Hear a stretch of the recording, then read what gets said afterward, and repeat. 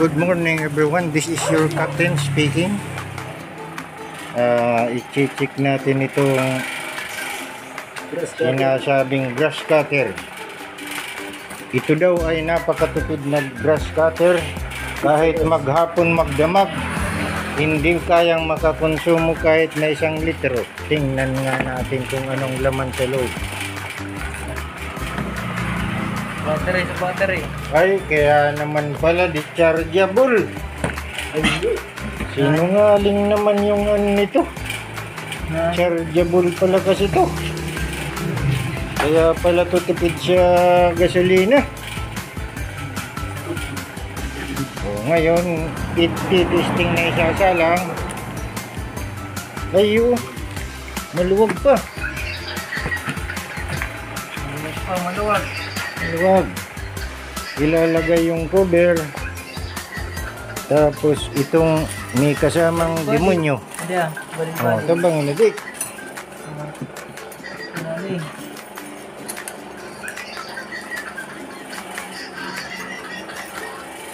Ay, buko pa ito. Sir ba? Hindi. Ganun sa lisi.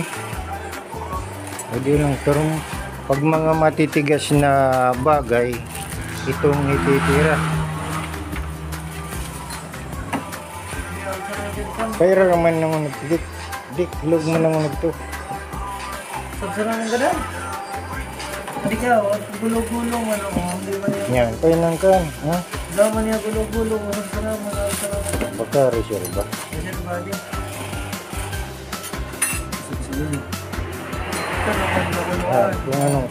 Kung anong. Iba-iba bala. May reserva pala yun tapos. Masir. Pero ako na lang to. Masir. Ay di, ilalagay ito para di tamaan ng. Masir. Ano ba? Masir po. Nasa loob nito. Hindi kasi hindi. Ayan. Sige. Boxing. Iubukan mo. Ay, hindi kasi na di. Gama ng thread. Bigyan natin.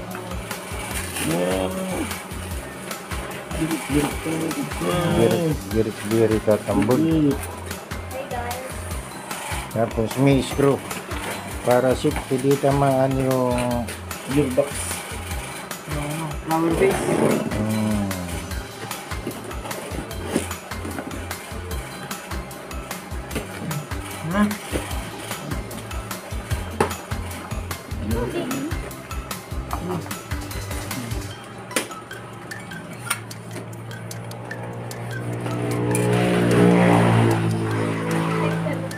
puro chargeable na 48 volts din yan. Ay pwede rin yung ano ko dun, 48 volts din. Dami ko palang reserbang baterya.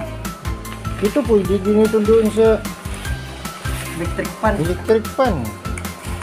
Puro 48 volts.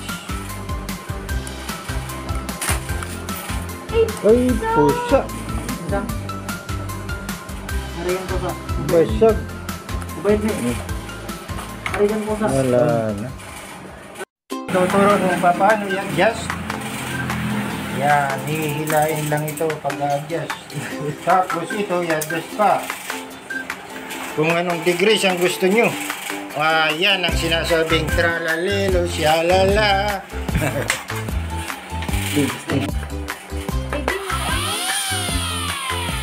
Itisting natin dyan sa mga kahoy-kahoy.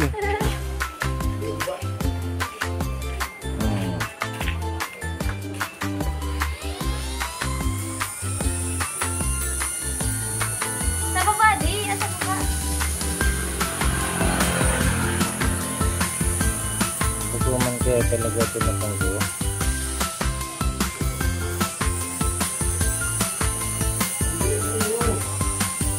Yung isang para dyan, yan pangkahoy kasi yan eh.